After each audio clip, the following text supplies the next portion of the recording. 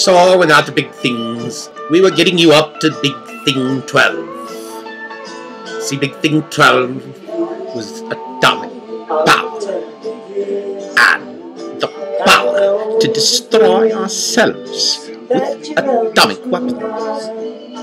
We invented the doomsday clock.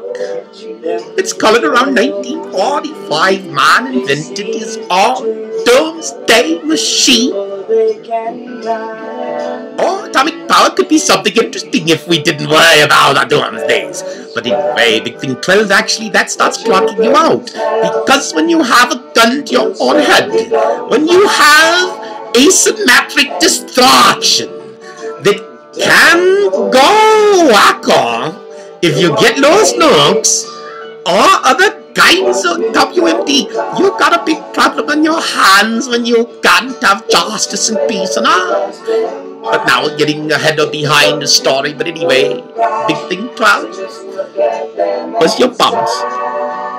But then here's the thing. Big Thing 13 actually could take you back to the Bible gods in the Torah and the Quran. Because at 13, mankind invented the computer. Now that was an evolution, but it goes way back to IBM and Thomas Watson and all IBM's mistakes, many mistakes. All the greats make great mistakes. And they lost their monopoly, and, well, we had people chasing them about the monopoly, and so they had to be players. Anyway, then Apple came in, and Microsoft wiped out technology forever with Windows, and you accept crap! You accept crap! But that's a longer story. The point is, if we did technology right, we wouldn't be killing our times with bad programs written by bad programmers that don't know how to count. That is part of the point, but let's get on.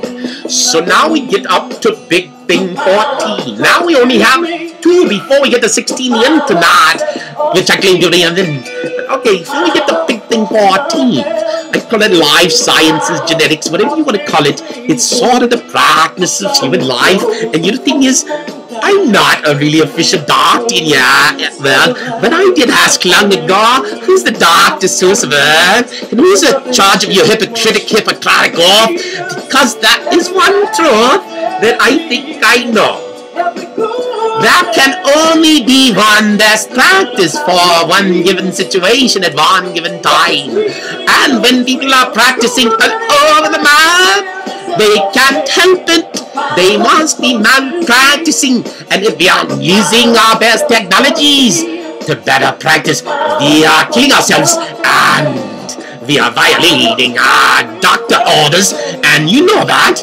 And so, what is the best practice? See, the way to fix the problem is buy the freaking drug companies and stop them selling us drugs we don't need.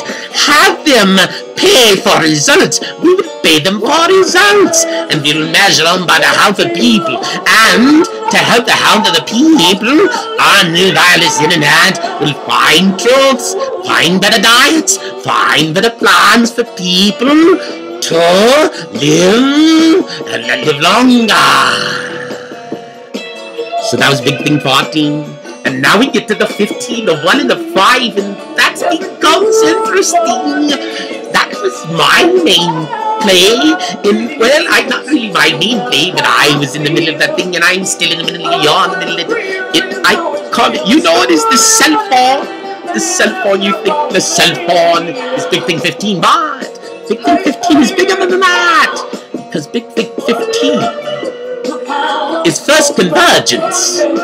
First convergence when the cell phone and, well, let's see, the cell phone was the telephone and the radio coming together, and that's first convergence. But see, I guess one of my next big things out of the first 2 was final convergence, which I call the confluence and convergence, when all the big things come together, and all of that technology comes together, and it starts working for people, not the other way around. We have computers that compute and count, and you don't need those freaking registers to tell you how to count when we count it automatically.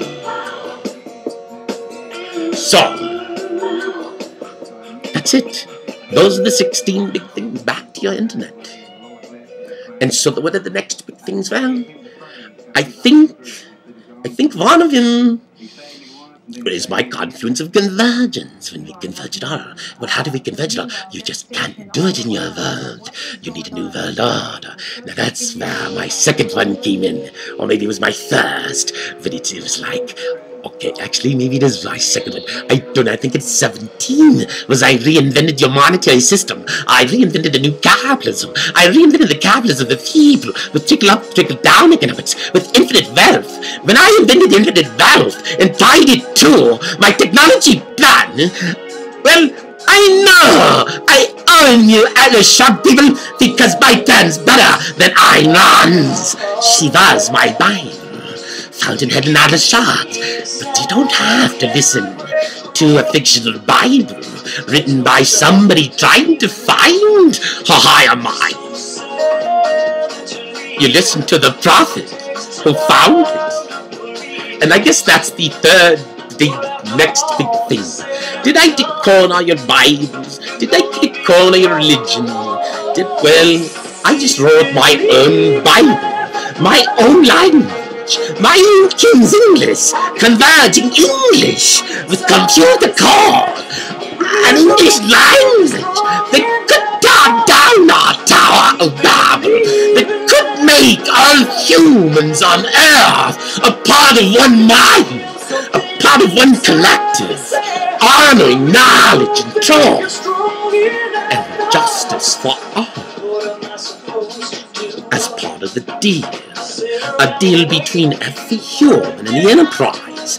An enterprise that should be ratified by 91 to 99% of our minds. We should all sign up. Why not? There is a plan. There is a way to create infinite wealth. There's a way to honor kings and queens again. There's a way to blow up your stars and make them more bright. If all our stars are brighter, we have more room for more stars, more supernova stars. They're only the beginning of thousands and thousands of years of recorded history, and this is the beginning of, well, not really the beginning of my recordings. I've got hundreds of hours of tapes I could dig out of my closet. If you ever asked for them, if you ever really wanted it, how could truth be running around in front of your face and you never call me back? Why do I never get a call? Unless, of course, it gets so bad, you can't call me. Because you were on when you heard my voice. You were on in the beginning when I called the angels in. When you're an angel found. When you're an angel found.